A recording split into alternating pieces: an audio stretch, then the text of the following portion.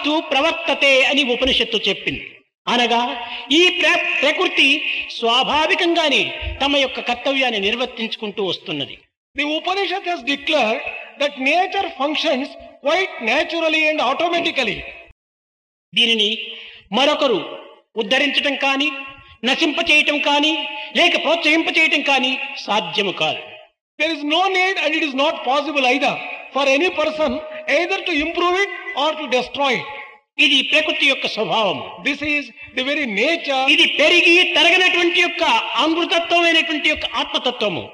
Nature in a way is the very aspect of Atma, immortality itself. It does not change in a way.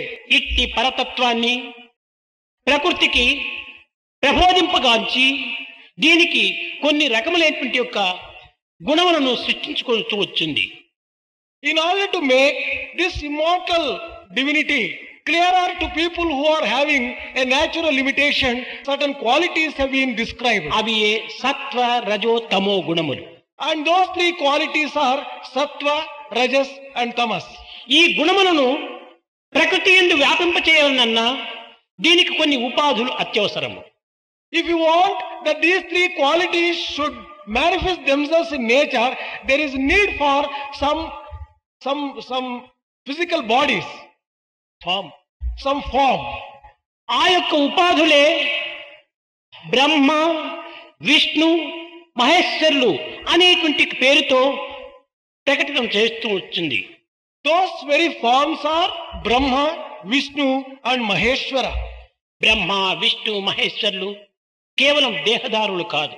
Brahma, Vishnu, Maheshwaras do not have such physical bodies as such. ఇది కేవలము గుణోపాధి స్వరూపులు. They are only the embodiment of attributes. ఇటువంటి గుణముల యొక్క ఆకారమును ధరించినటువంటి యొక్క దివ్య స్వరూపములే ఈ యొక్క బ్రహ్మతత్వము, ఈశ్వరత్వము, విష్ణుత్వము.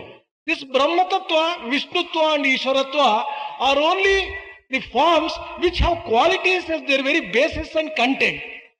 కనుక ఈ బ్రహ్మతత్వం అనగా ఏదో ఒక విధమైనటువంటి యొక్క చతుర్ముఖుడిగా ఉండి జగత్తునంతా సృష్టిస్తున్నాడు అనేటువంటి పురాణములు మనకు పెడమార్గము చూపుతూ వచ్చింది. Scriptures which declare that Brahma has four faces and a specific form and undertakes creation is not a real correct description. కాదు. ఈ ముమ్మూర్తులు కూడా మన యొక్క గుణస్వరూపులే. All these three forms are a description of the qualities which we embody.